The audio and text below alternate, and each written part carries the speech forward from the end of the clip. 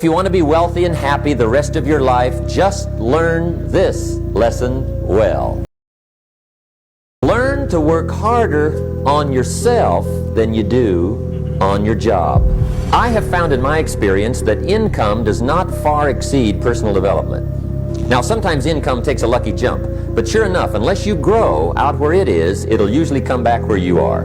Life has strange ways. If somebody hands you $1 million, best you become a millionaire quickly, so you get to keep the money.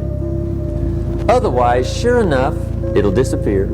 Somebody once said, if you took all the money in the world, divided it up equally among everybody, it would soon all be back in the same pockets. Success is something you attract, not something you pursue. So instead of going after it, you work on yourself.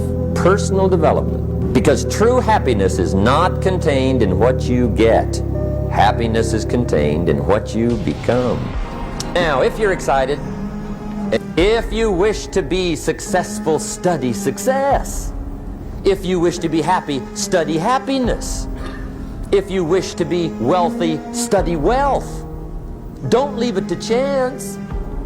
Make it a study. Some people just go through the day with their fingers crossed. See, that won't do it. You've got to study the things that can change your economic, social, spiritual, personal life and your lifestyle. Now, if you're curious, let me give you 3 ways to educate it.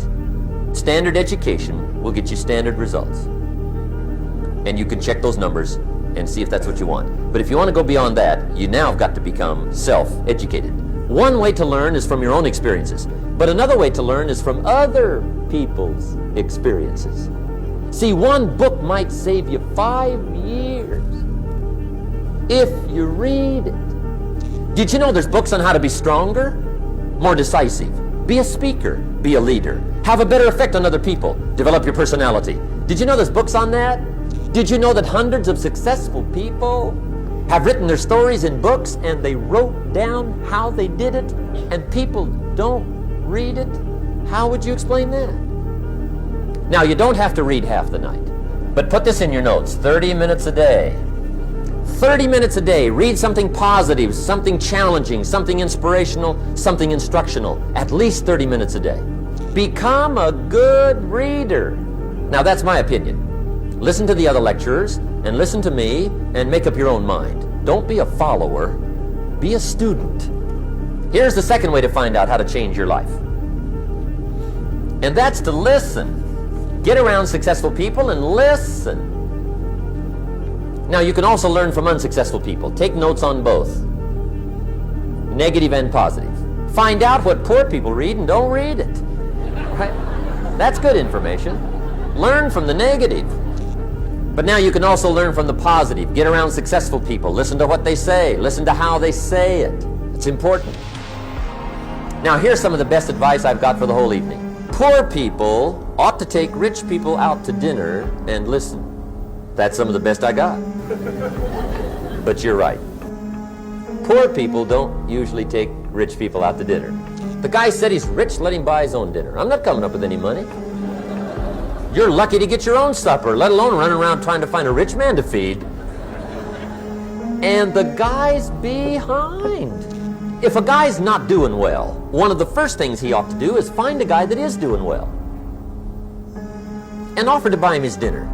Spend $50, $60, $80, $100. Go for the full 9 course. If you get a successful person to eat and talk for 2 hours, they're liable to drop ideas in your lap, change your life. Multiply your income by 2, by 3, by 5. But you're right. Poor people don't usually take rich people out to dinner. Now, here's the third way to find out how to change your life. And that's to observe. You can pick up a lot of ideas just by watching. Get around successful people and watch. Here's why. Success leaves clues. Watch how the man shakes hands. Watch how the lady responds. People who do well do certain things over and over and over and over. And if you're clever, don't miss anything. Wherever you are, be there. Excellent. Now, we've lingered a little bit long on number 1 here for personal development. find out how things work, but it's so very important finding out. And I've given you 3 ways to find out. Now here's the second step to personal development. Okay, number 1 was find out how things work. Here's number 2. Go to work. If there's one thing to get excited over, that's it. Now see, that's exciting. On any given day, you can massively change the direction of your life. Now, what else it takes for life change? Self-motivation. Key phrase, self-motivation.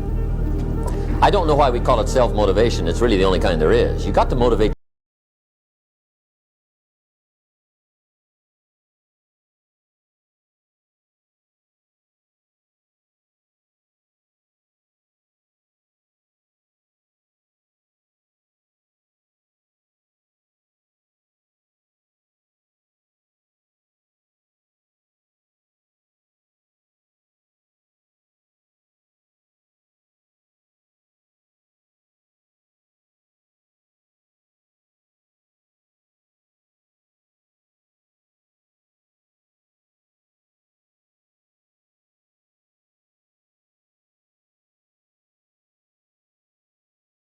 And do it that way.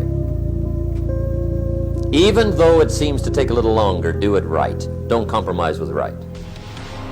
So if I had a word with you tonight, one-on-one, just you and me, I think my personal advice to you would be, this year, 1981, reach down inside of you and come up with some more of those remarkable human gifts. They're there, waiting to be utilized. And then change anything for you want to change. And I challenge you to do that because you can change. See, you don't ever have to be the same again after tonight, only by choice. Starting tomorrow, what are you going to do that'll make a change in your life's direction? Good question. What are you going to do starting tomorrow that'll make a difference? Now see, if you don't do something starting tomorrow that'll make a difference, guess what? It's gonna be the same. And see, that way you can guess what the next 5 years are going to be like. Look at the last 5. Because the next 5 are going to be like the last 5 unless you, major key, tomorrow, change it all. Or change a little, or change something, or don't change. It's choice time. You can do whatever you want.